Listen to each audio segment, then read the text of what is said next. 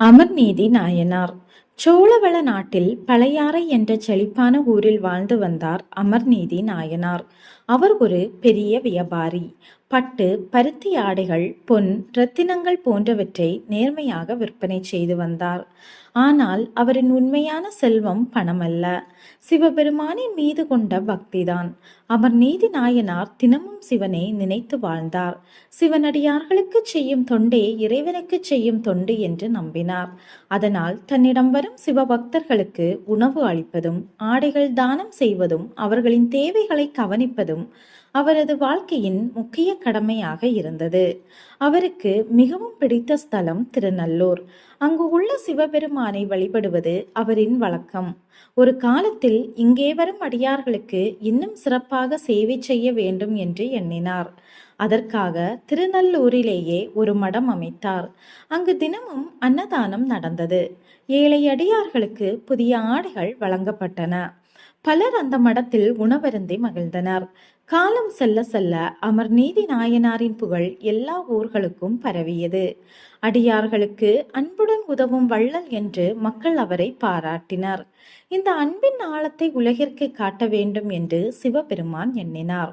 ஒரு நாள் திருநல்லூரில் திருவிழா உற்சாகமாக நடைபெற்று கொண்டிருந்தது.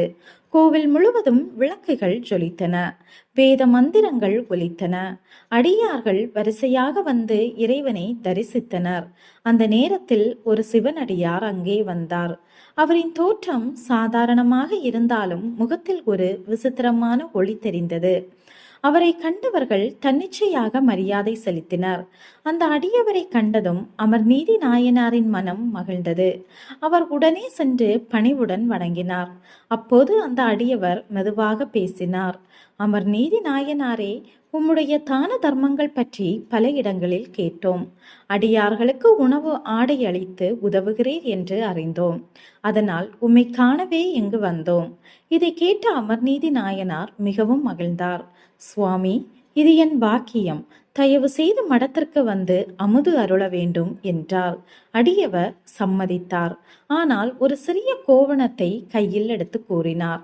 நான் முதலில் காவிரியில் நீராடி வருகிறேன்.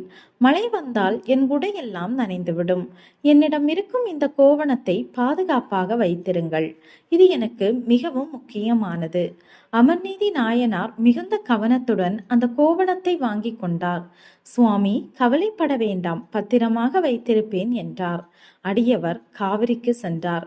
அமர்நீதி நாயனார் அந்த கோவணத்தை தனியாக பாதுகாப்பான இடத்தில் வைத்தார். ஆனால் அது சாதாரண கோவணம் அல்ல. அதை கொடுத்தவர் சாதாரண அடியவரும் அல்ல. சிவபெருமான் தனது திருவிளையாட்டை ஆரம்பித்திருந்தார். சிறிது நேரம் கழித்து அந்த அடியவர் திரும்பி வந்தார். அவர் முழுவதும் மழையில் நனைந்திருந்தார். கையில் இருந்த மற்றொரு கோவணமும் ஈரமாகி இருந்தது. அவர் அமைதியாக கூறினார், அமர்நீதி நாயனாரே, நான் கொடுத்த கோவணத்தை எடுத்து வாருங்கள். அமர்நீதி நாயனார் உடனே உள்ளே சென்றார். ஆனால் அவர் வைத்திருந்த இடத்தில் கோவணம் இல்லை. அவர் மீண்டும் தேடினார். வேறு இடங்களிலும் பார்த்தார். மடத்தில் இருந்தவர்களிடமும் கேட்டார். ஆனால் யாருக்கும் எதுவும் தெரியவில்லை. அமர்நீதி நாயனாரின் இதயம் பதறியது. இது என்ன சோதனை?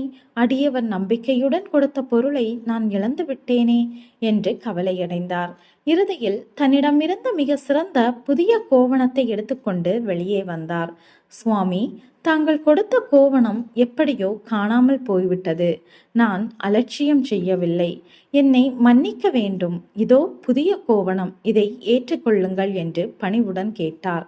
ஆனால் அந்த அடியவர் கோபமடைந்தார். அமர்நீதி நாயனாரே, இப்போது உங்களின் உண்மையான எண்ணம் புரிகிறது. என் கோவணத்தை எடுத்துக்கொண்டு வேறு ஒன்றை கொடுத்து ஏமாற்ற நினைக்கிறீரா என்றார். அந்த வார்த்தைகளை கேட்ட அமர்நீதி நாயனார் நடுங்கினார். சுவாமி, நான் அப்படி செய்ய மாட்டேன். அதற்கு பதிலாக பொன் தருகிறேன், ரத்தினங்கள் தருகிறேன், எதை வேண்டுமானாலும் தருகிறேன் என்றார். அடியவர், எனக்கு அவை எதுவும் தேவையில்லை. நான் கொடுத்த கோவணத்திற்கு சமமானதை மட்டும் தாருங்கள் என்று கூறி தனது ஈரமான கோவணத்தை தராசின் ஒரு பக்கத்தில் வைத்தார். இதற்கு சமமானதை மற்றொரு தட்டில் வைக்குமாறு அமர்நீதி நாயனாரிடம் கூறினார். அமர்நீதி நாயனார் உடனே ஒரு புதிய கோவணத்தை வைத்தார். ஆனால் தராசு அசையவே இல்லை.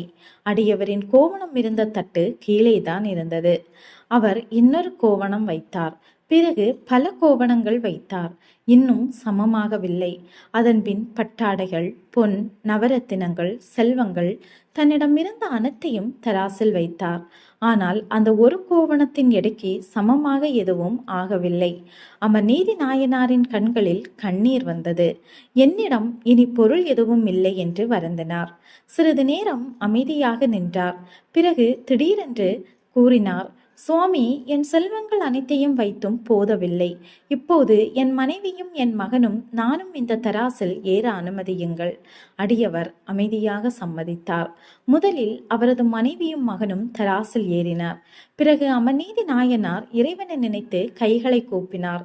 நான் இதுவரை சிவனடியார்களுக்கு உண்மையான அன்புடன் தொண்டு செய்திருந்தால் இந்த தராசு சமமாகட்டும் என்று கூறி பஞ்சாட்சர மந்திரத்தை சொல்லிக்கொண்டே தட்டில் ஏறினார். அந்த நொடியில் தராசு சமமானது. அங்கே இருந்த அனைவரும் அதிர்ச்சி அடைந்தனர். உடனே அந்த அடியவர் மறைந்தார்.